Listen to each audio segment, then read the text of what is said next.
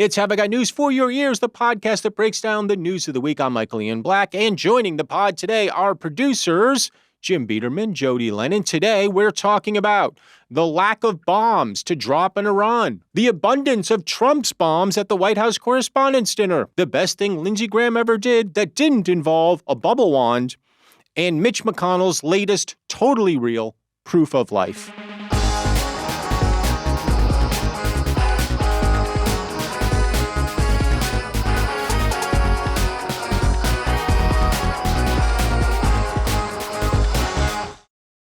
He's movie ready. He's half dead. Camera ready. I'm ready. He's camera ready. I'm just waiting for these guys to shut the fuck up. We're all so excited to see each other. That's all. You ready? I'm so ready. I'm really excited. I'm excited to have a purpose in my life. If only I had purpose in my life. Let's do it. You should try it. All right. It's Have I Got News for Your Ears, the podcast extension of the Have I Got News for You cinematic universe. I'm your host, Michael Ian Black, along with co-hosts Jodi Lennon, Jim Biederman, producers of the hit television show Have I Got News for You, returning in mere weeks at this point. September 12th. September 12th 9 p.m. on the CNN, and it's been a minute since we've all been in the same room together. I'm very excited. You've been globe-trotting. I've been nation trotting. Yeah. A single nation. This nation. Meridian trotting. Is that what it's called? I don't know. You've been getting to see the people. I've been getting out because, I live in my liberal bubble here in New York City where I'm just surrounded by, Mamdani fans. Yeah, like-minded people. Yeah, I needed to get out there and meet the regular folks. You look really good. You look really good, Jim. You look good, Michael. It is good to be back, and I'm excited to talk about the news. I mean, everything's changed. Everything's changed. What do you think's changed, Michael? Well, the Iran war's over since the last time. Whew. Oh, Got that out of the way. Yeah, I got that out of the way. The war in Ukraine. He did it under his estimated. No, sorry, he didn't. He did not underestimate. the end of the war What did he say? parade was nice. 2 weeks? What was the original? The original was 4 to 6 weeks, I think. Now it's 6 months. Which, by the way, is usually what the advertising. I know where you got that number is because on those advertisements on order now, allow 4 to 6 weeks for delivery. That's where you got that number from. Shall we talk about the news, Jim? Do you have some clips? Sure, Remember the format of the show? Yeah. Let's talk about Iran. CBS News has learned that after nearly 5 months of fighting, the U.S. military is burning through munition stockpiles faster than they can be replenished, especially the interceptors needed to take down Iranian missiles and drones, which may have forced the administration to think twice about launching the massive attack President Trump threatened just last week. When we left here last time, weeks and weeks ago, 4 weeks, 3 weeks. We were saying this will all be wrapped up. This will all be done. Yeah. It turns out that not so much. No. And that was like the 7th time we've said that. That's right. We keep saying it because we keep getting fooled. Right. We keep falling for it. I keep thinking, Fool me 7 times. shame on everybody else. Yeah. It's never my fault. I'm talent. It's never talent's fault. Fool me twice. Everybody else. Yeah, I don't see this thing ending anytime soon. Why would it? That report's really interesting because now the argument is, first of all, why we're still bombing the hell out of them, which supposedly we already took care of all. Like we bombed them so much they were decimated. They were decimated. They were obliterated. There was no country left. There was nothing left. left. There was nothing. Right. Their military was unmilitarized. It was depopulated. The whole country was depopulated. There was a new regime. Yeah. There was a new regime. Yeah, they've had 3 new regimes. But the reality is, it looks like we've run out of missiles. By the way, do you think like the guy? This is like the guy in the stockroom, kind of like, oh boy, I better talk to the boss. Oh boy, the boss is going to be mad. Boom! I miscounted the missiles again. His pencil breaks. Oh boy! Remember Beetle Bailey? Yeah. I feel like Sarge. I feel like Beetle Bailey is in the stockroom. Yeah. He took a nap. He was supposed to be counting the missiles. He had a sandwich and then he took a nap. He was like, well, we're not going to run out of missiles. Yeah, I mean, we're the U.S. Wait, anybody want a Dagwood? How are they going to use these 50,000 missiles by next week? I'm going to take a nap. But I'm sure What the? somebody else's fault, Yeah. right? So here's the thing. It's Biden's fault. Exactly. Here you go. Here you go. Is America backing away from a larger military attack because its military stockpile has been depleted? Well, look, we have to take a step back here in that a lot of stockpiles were depleted, not only from what we gave Ukraine over the last however many years, 4 or 5 years, and the administration inherited, the Secretary Hegseth inherited a depleted situation from not only Ukraine, but also the ongoing fight with the Houthis under the Biden administration and a depleted military under the Biden administration. But you acknowledge they're depleted? I want to be clear. Do you acknowledge they're depleted, though, at this moment? I want to be crystal clear. The U.S. military, and I've verified this every which way, has everything that it needs to conduct this campaign as effectively as it needs to be. And I have to tell you, the people that are leaking this nonsense deserve to be in jail. Wait a minute. Yes. It took an abrupt turn. Uh-huh. So wait, before you do that, there's a lot of complaints about what's her name, Kristen Welker. Kristen Welker. Yeah. Kristen Welker. Yes. Not pushing back. Mm-hmm. But every time I see the clips, like, why bother? He fucking did it himself. Right. Anyway, go ahead. It's amazing that he said, we inherited depleted stockpiles and a depleted military, and we have no missiles, and we can't do anything, and we have everything that we need to win. Except we're depleted. Right. So And by the way, whoever said that needs to go to jail. Jodi. Whoever's leaking it. Jodi. I didn't leak it. I was leaking, but it wasn't secrets. Residue. Boom, bow, bam, boom. So Hegseth doesn't have enough. He doesn't have enough of anything, but we have everything we need. Almost. So it sounds like he could use a little money. Yeah. What the Pentagon is lacking is money.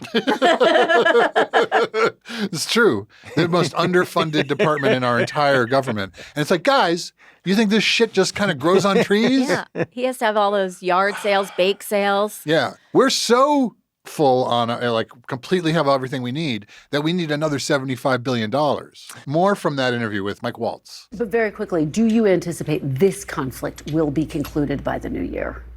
Oh, I'm not going to put some kind of timeline on it. The president has all options on the table, and he is exercising both diplomatic, economic, and military to achieve a very clear strategic aim. And that's what's different. The wars of my generation, we had policy drift. Here, the president is very focused. It's nice to hear that he's exercising, isn't it? Yeah, because, that's a first for him. Yeah. Yeah. What kind of exercise? Just like he goes, a string on the end of a stick? No, we're mean to him, First but of all, he legitimately does insult exercise. Cats that way? How dare you insult a cat? Oh, no, but I was thinking the of that. dumbest cat in the world is smarter than that fucking idiot. Wait a minute. We joke about it, but let's be fair. Okay. He golfs. Yes. He walks from the tee to the cart, and from the cart to the table at Mar-a-Lago, where he has a basket of fries waiting for him. And every step, point. everybody's like, he goes, He walks up those steps.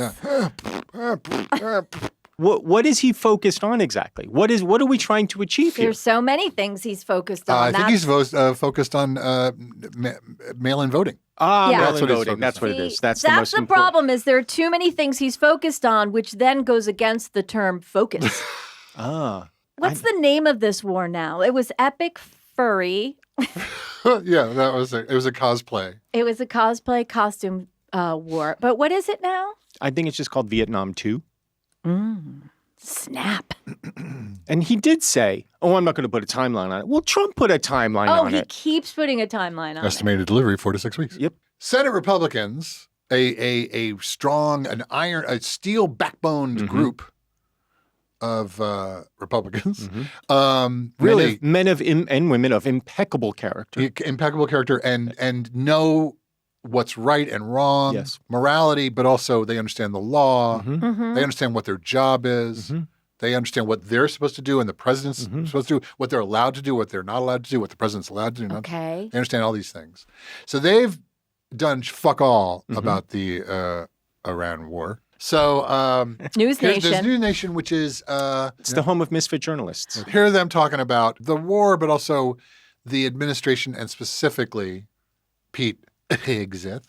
Wet man. Some members of the president's own party now calling out his defense secretary, Pete Hegseth, over Iran's a quote from Senator Tom Tillis. I don't have any confidence in him anymore.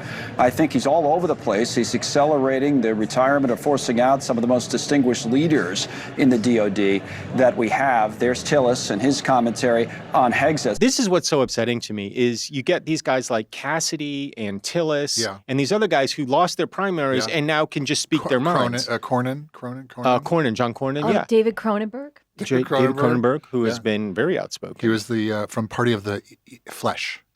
But it's like, it just means that all these other assholes are keeping their mouths shut when they could be saving the Republic. Right. But they're choosing not to. They have MTG syndrome. Right? They might be giants. They might be giants. Marjorie Taylor Greene, how she famously... Might they be giants? How she famously changed her tune. Yeah. Well, she was still... She changed her tune before she resigned. She was sort of wavering. To be fair, I mean, I don't want to be fair to Ms. Greene, but that is true. That is true, but it seems to have been... based on an expectation that she was going to lose. That he was going to endorse her for Senate or something in Georgia. She saw the writing on the wall. Right. Yes. And so she decided to reposition herself. Right. You know what she did? She bulldozed the wall. Not all members of the Senate are spineless, sniffling jellyfish. Yes, they are. Well, I don't know. Here's this. Secretary, you stated that on day 14 of this conflict, in the second week of the conflict, you stated that Iran's military had been, quote, destroyed and, quote, made combat ineffective. Was that an accurate statement? Yes or no? Iran's ability to challenge the United States of America at the level at which we're capable of. That's not what I asked you, Mr. Secretary. You said on day 14, Iran's military had been, quote, destroyed and, quote, made combat ineffective. Yes or no? Was that an accurate statement? What the American military has done to the question? Iranian military is a historic military defeat, answer the and question they're ineffective under oath? in that context. You said Iran's military had been rendered, quote, combat ineffective for years to come. And you stated we had, quote, achieved every single objective. Were those accurate statements? It certainly was, on behalf of the men and women in uniform, a historic military victory over Iran. What a dick. What a fucking dick. Yeah, fuck you, John Ossoff. Trying to embarrass our Secretary of War like that. What a dick he is. That guy could be our next president. He's positioning himself. Ossoff? Yeah. He's clearly going to run the Obama playbook, I think. He's like, this is my moment. This is my one moment. I'm going to go. Because Jen and I talk about this all the time. Never will a woman be president, and never will a Jew be president. Oh. Who are you talking about this with? My wife. Your wife. My wife. Who's neither a woman or Jew. Wait, why do you? I don't think either of those things are true. We believe it. Inside the walls of your apartment. Yeah. Okay. Inside these sugar walls. I think it's more likely that a Republican woman will win than a Democratic woman. Oh yeah, true. Name her. True. Sarah Palin. Yeah. She's going to be president. Or where has she been? She left Alaska, right? Is she in New Mexico or Arizona or something? Somewhere, yeah. Oh, she's not in. No, she might have moved back, but I think she left. definitely left. And didn't she and the hubby get divorced? Yeah, a while ago. Yeah, they split up. She and Todd. I owe him a text.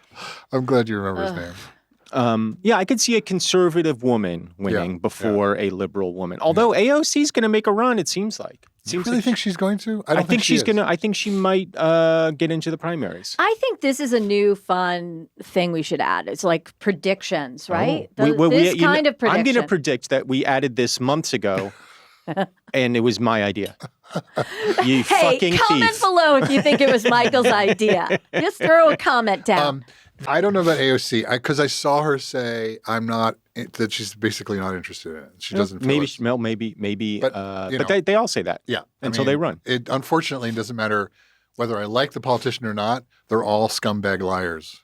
So Ossoff taking Hegseth to task was last week. Well, what was brilliant about it was he just used his own words. Right. Yeah. He didn't even get emotional. No, he said, "Okay, well, let me ask another one." He didn't take him to task at all. He just did what we always say I wish they would do, which is when they don't answer, ask again. When they don't answer, ask again. Yeah.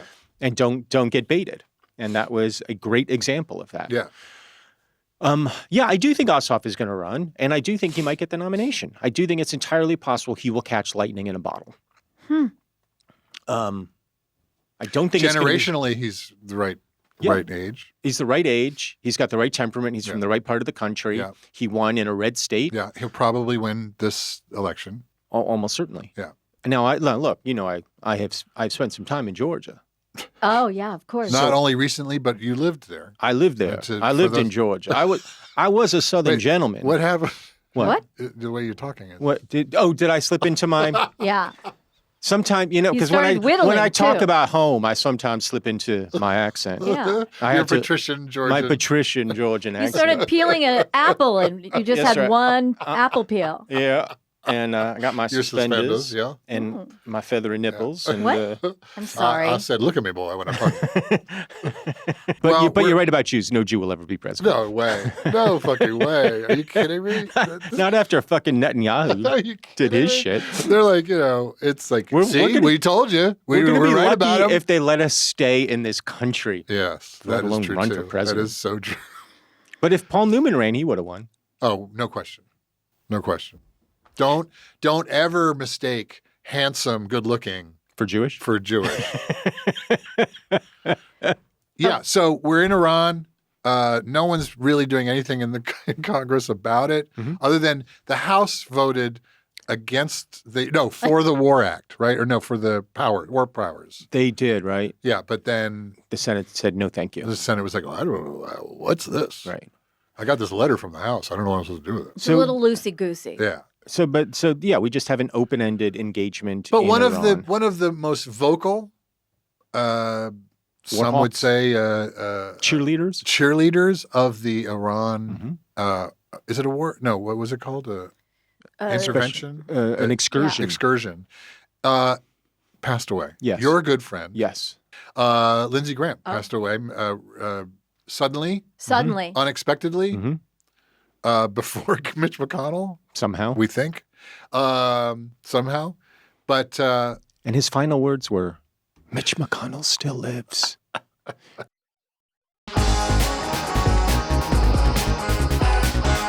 I guess we can go after Hegseth, we can go after the Republicans, we can go after the Democrats, we can go after the entire fucking government for doing absolutely nothing about the excursion in Iran. But we should really just go after the guy who's responsible for it. Mr. Donald Trump, who called into his favorite morning Fox show. and Friends to eulogize the great Lindsey Graham. Ostensibly to eulogize. Right. Very interesting with Lindsey. He was very much a hawk, as you would say, on Iran. And over the last few weeks, I would say that he became like, if you could make a deal, it's better making a deal in this case. What does a good deal look like? Now, I wouldn't say necessarily he feels that way about Ukraine. He's very militant about. I mean, Lindsey liked war, to be honest with you, okay? I said, you're a nice guy. How come you like war so much? He was a guy that liked war. I jokingly say, and there's nothing funny about it, but he's never seen a war that he didn't like. Wow. Hey, by the way, when I die, please don't let Donald Trump eulogize me. Exactly. Right. So do we think Lindsey Graham liked war? Are you, yes. Yes. Yes, he did. He was a JAG? He was a JAG for decades. Yeah. I think he retired as a colonel or something. I mean, he was in the Senate when he retired. Titles are not important. No, not for Lindsey. They were never about it. It was about the service. Not for Senator Graham. But yeah, I mean, I think to say he liked war. That's what he's saying. I know is probably a misnomer, but I do think he clearly advocated he clearly advocated for a very strong American military. And he had been advocating, I think, for the Iran thing for years. So this was recently released documentary footage of a documentary that has not been edited together yet, I think. Or produced or released. Or even shot. This is all AI. It's a figment of imagination. No, it's, can't remember the filmmaker. Errol Morris. Pennybrook. Errol Morris, yes, and yes. Documentary filmmaker Alex Holder spent 3 years going behind the scenes with Senator Lindsey Graham before his death, recording more than 400 hours of remarkable video showing the South Carolina senator meeting with world leaders and other top officials, including never-before-seen footage of him just days after the Iran war began. I mean, like, how long have we been pushing this? Well, I mean, you've been pushing this for years, right? Right. It's here. I talked to Trump this morning. It's literally... Oh, he's jacked. Yeah. It's the best thing I've ever done. He loves blowing stuff up. He has done nothing. He hasn't tweeted much at all. No drama. He's been a great wartime president. I said last night that Trump and Bibi are like Roosevelt and Churchill. I mean, they're the right two guys to confront this evil. Do you think the pitch was, hey, I want to film you for the last 3 years of your life? Michael. Wait, what do you know? What do you know that I don't know? That's how they framed it. Yeah, I don't know why. Why would you think I only have 3 years? Why would you? Well, I said, why would you? I'll say, can you take your pants off? 400 hours of footage. Yes. So based on this footage, it does seem like Lindsey Graham got a chuckle out of war. Yeah, no, I do think he definitely it gave him a boner. I think it gave him a little boner.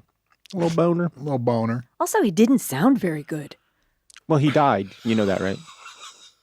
First of all, I think this is months ago, so I don't think you can make that, like, I don't think you can say, There was a single cough. He coughed. He had a little handkerchief, and there was little droplets of blood in there. What's the Naomi Ekperigin, one of the best jokes ever. Yeah, America's got the handkerchief, and there's a little bit of blood on it. We're in the third act. We're in the third act, girl. You ain't gonna live. And that joke, she told on a special that was like 20, maybe it was his first term. 2019. And it still feels very relevant. Yeah, it's a great joke. Any good Lindsey Graham takeaways? Do you want to? I spent 2 hours with him once. I didn't know him. We had dinner. It was me and him and some other people, and he was an absolutely lovely dinner companion. Exactly what everybody says about him: charming, funny. Pretended to be interested in me, which I thought was very generous. Mm-hmm. And this was pre-Trump, and then he took the Trump turn. So yeah. That's how I know him, and I barely know him. He was knew him. He's still alive here. He was a delight, and fuck that guy.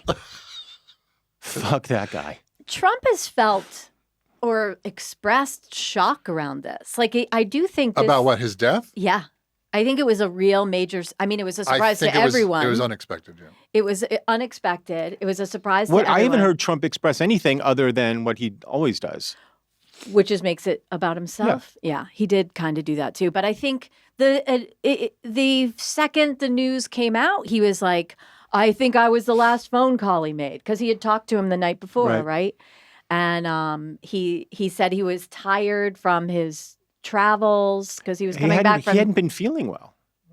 Yes, Jim? Are we going to move on to the Sure. WD-40. WHCD, White House Correspondents Dinner? So this is the delayed Correspondents Dinner finally happened. Yeah, right, after the shoot 'em up. Anyway, White House Correspondents Dinner. Yeah. God, he looks like shit. Look at this fucking guy. No, he really doesn't. So he did a So they had a redo after the shoot 'em up.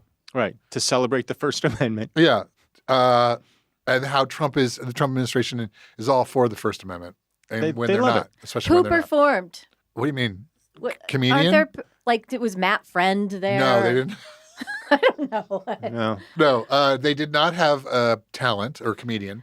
They had, I think Wolf Blitzer basically gave the awards out. Yeah. And then the head of the White House Press Association spoke. Weehan, whatever her name is. Didn't they have an illusionist or something? That was the last time they had. No, they did. Yeah, she's right. They had a mentalist. But don't confuse. Oh, he's not a psychic. He's a mentalist. Correct. Right. Wait, what's the difference? Well, a psychic has psychic powers, and a mentalist never claims to have psychic powers. They claim the mentalist says, I'm a mentalist. I will fool you into thinking I have psychic powers. Correct. Who talks with their fist? Who talks? Senor Wences. Oh, okay, good. We got that covered. Is that what you're talking about? And Mike Tyson. Mike Tyson talks with his fist too, powerfully. Mm-hmm.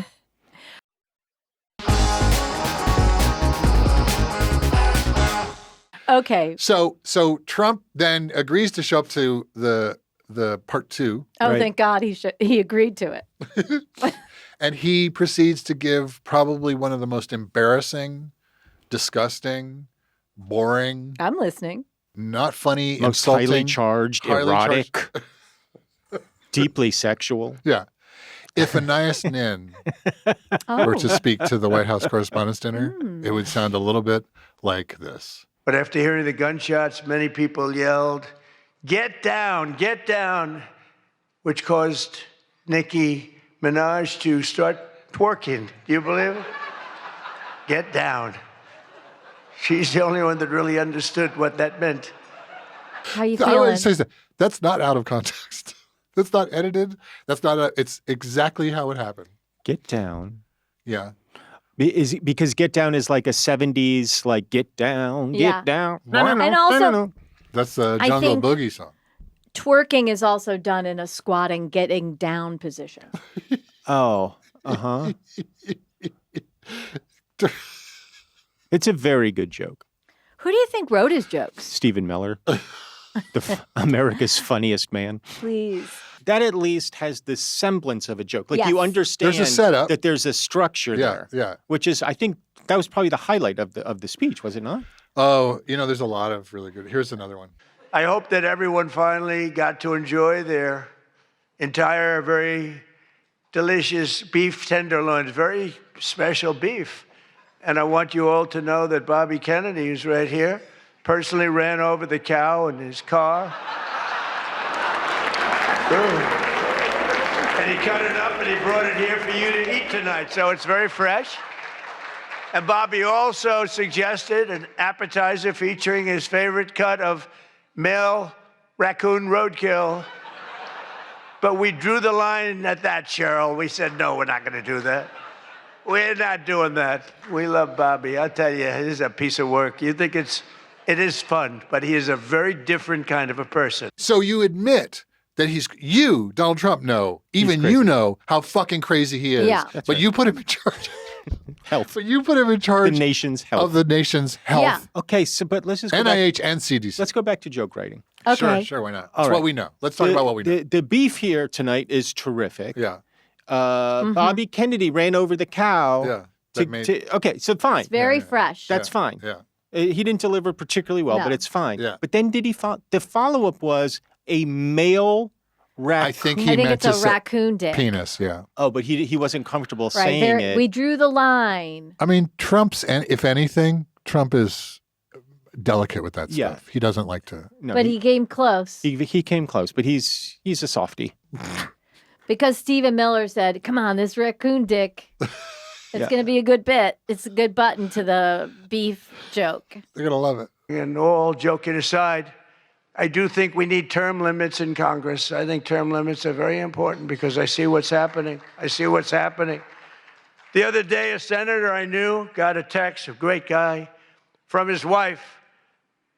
And she said, when you get home, I want to have you immediately come up the stairs and make love to me. And he said, I can't do both. You know what? In other words, can't go up the stairs and make love. Does anybody get that? Well, I thought that was actually pretty good. That's a joke that you Google, like, what are jokes? Yeah. The explaining the joke is actually amazing. Well, and it came on the heels of But him. everybody, they did laugh and he goes, Yeah, that was it. You took the words out of my mouth. That's exactly what I was going to say, is he just immediately mocks their laughter, their lack of laughter. And is that joke, the coming upstairs, is that a double entendre? No. he's too old. He's an old. But he didn't come first and then he couldn't ejaculate again by the way- later? by the way, Oh, so hey, you did need the joke explained. Jodi, don't write for the president. I thought it was because he was old and he couldn't do it twice. Come upstairs and make love to me. Okay, Jodi? Let me explain this to you. Jodi, every old man, as they're walking up the stairs, just comes uncontrollably.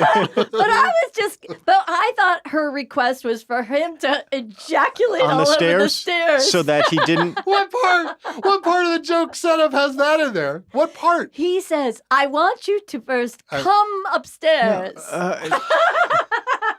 You're forgetting the first part, which is I really believe term limits are necessary because some of these guys are so old. To me, the first part was all joking aside.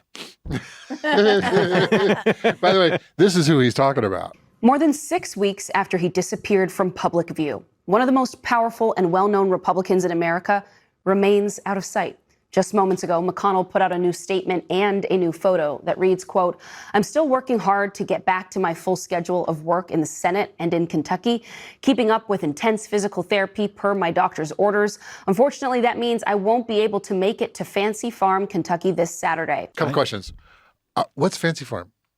It's if you have to ask, you can't afford Fancy Farm. Is it an amusement park? Please tell me it's an amusement park. I'm guessing it's some sort of annual celebration in Kentucky that the big politicos go to and eat barbecue or something. That's Nobody's my guess. expecting him to attend Fancy Farm. But he does Fancy Farm every year. You can't drag Mitch out of Fancy Farm. What's your take on Mitch McConnell? That whatever happened to him, stairs. whatever happened to him is a lot worse than we're being told. Clearly, I think he fell. I think that part's true. You don't think he stroked out? Oh, I'm not saying that's. I'm saying why he fell. I think he did fall. He might have fallen from a slip or a stroke or whatever, but he hit hard. Oh, real hard. Yeah.